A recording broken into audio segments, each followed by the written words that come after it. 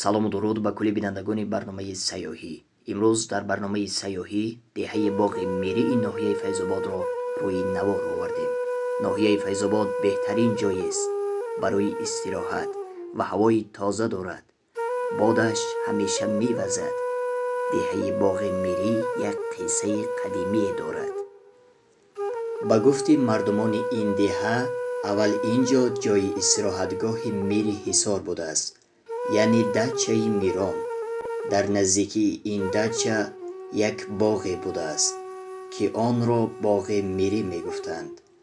аз дача дуртар як 5-6 хонае буд, ки зиндагонӣ мекарданду дачаи мирро нигоҳубин менамуданд. он дача дар назди 1-2 чанори калон сохта шуда буд. ҳозир имрӯзҳо дар ҷойи он дача беморхонаи саломатии деҳаро сохта ба истифода доданд. он дача қариб 1.5 гектарро ташкил медод.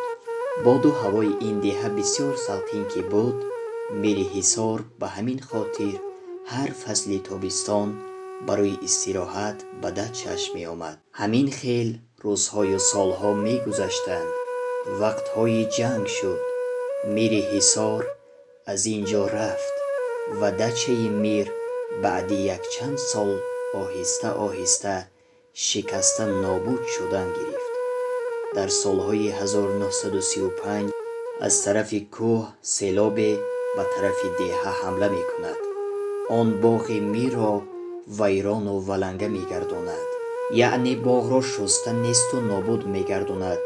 дар ҷойи он боғу дигар ҷойҳояш сангҳои сурху сафеди калону майдаро меорад. ин деҳа ба биёбони беобу пур аз санг табдил меёбад. баъд аз чанд сол оҳиста оҳиста аҳолии ин ҷо зиёд шудан гирифтанд. 5-6 аҳолӣ буд.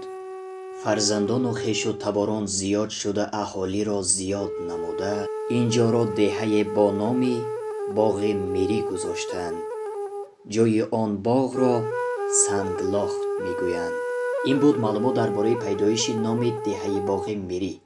ҳозир дар даврони 30-солагии истиқлолияти ҷумҳурии Тоҷикистон чӣ гуна ободиҳо карда истоданд.